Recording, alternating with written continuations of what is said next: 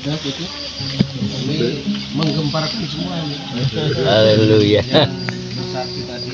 Iya, betul. Saya apresiasi sekali punya Pak Martin untuk bantu. Kita ambilkan.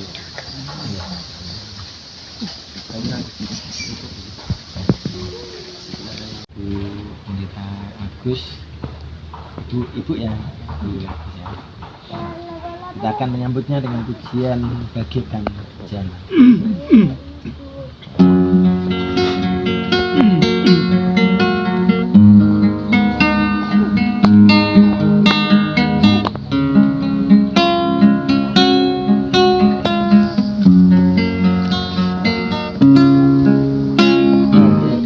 Bejana siap dibentuk, demikian hidupku di tanganmu, dengan urapan kuasa Rohmu dibarui selalu. Disempurnakan selalu dalam senang jalanku, memuliakan nama-Mu. Ku esok disempurnakan selalu dalam senang jalanku, memuliakan nama-Mu.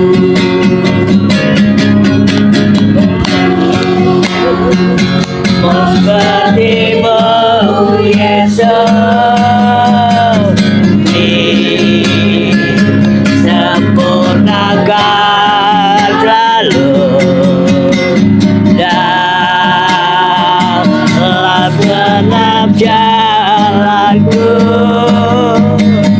memuliakan nama-Mu.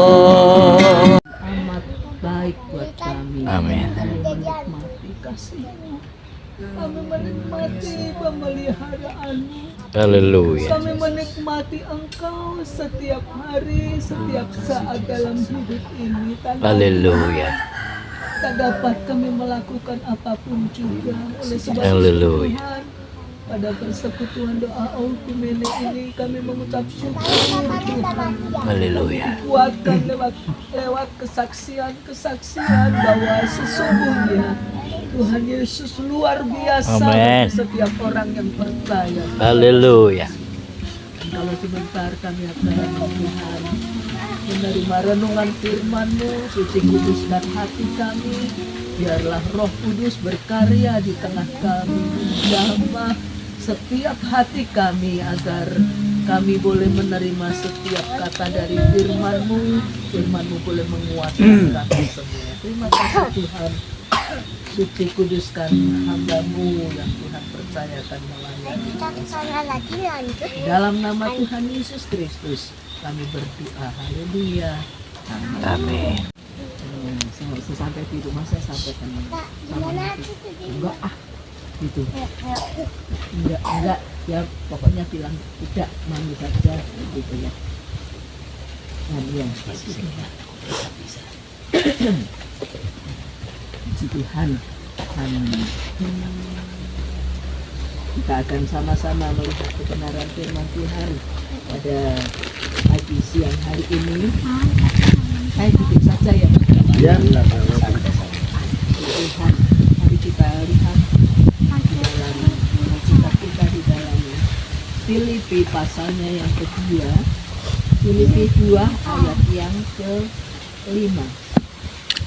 Filipi 2 ayat yang ke-5, demikian firman Tuhan. Hendaklah kamu dalam hidupmu bersama menaruh pikiran dan perasaan yang terdapat juga dalam Kristus Yesus.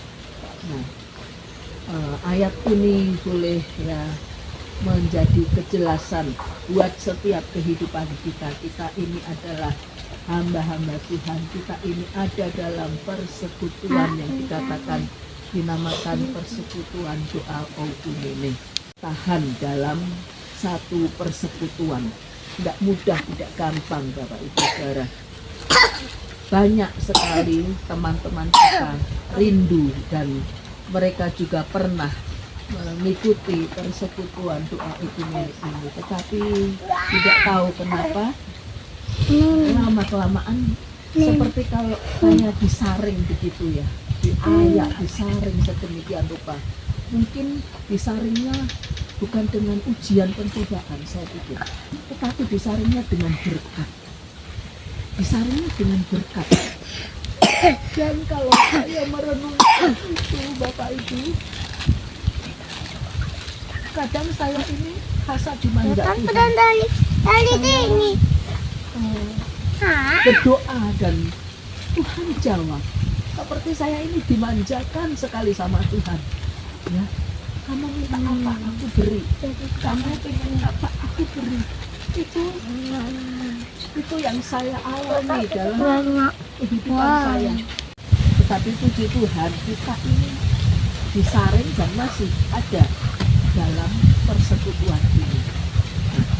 Firman Tuhan menekankan kepada kita, hendaklah kamu dalam hidupmu bersama menaruh pikiran dan perasaan yang terdapat juga dalam Kristus Yesus.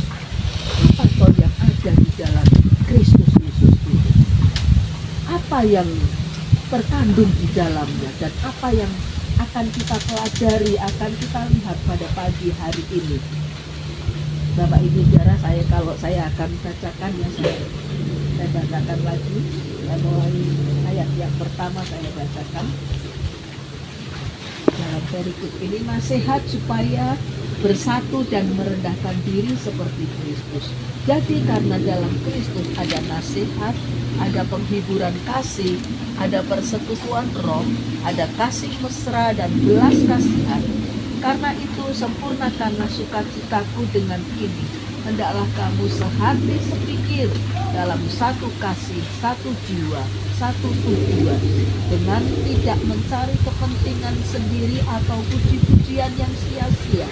Sebaliknya, hendaklah dengan rendah hati yang seorang menganggap yang lain lebih utama daripada dirinya sendiri. Dan karena kita ini ada dalam persekutuan, kita ini ada dalam perhimpunan, dikatakan ada kasih mesra dan belas kasihan. Karena itu sempurnakanlah sukacitaku dengan ini, hendaklah kamu sehati sepikir. Kita sehati sepikir, satu kasih, satu jiwa, satu tujuan. Apa toh tujuan kita bersekutu?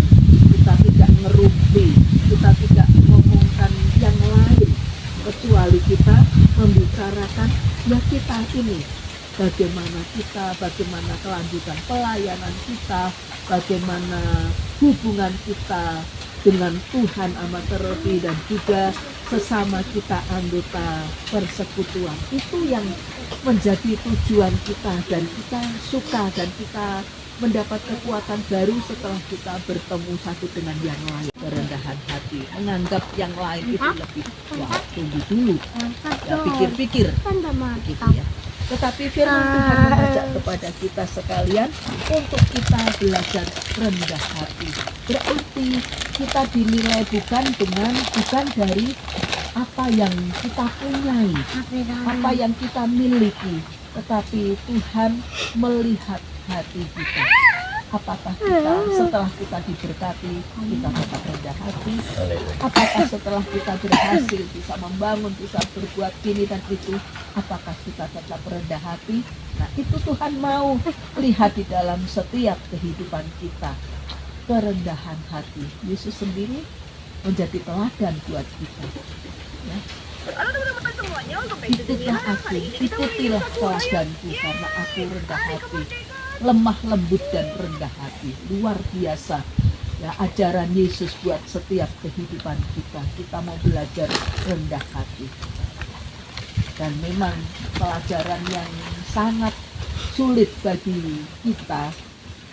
Kalau kita sudah merasa berhasil, kita sudah bisa, dan ada dalam kerendahan hati itu rasanya kok harus begini, ya?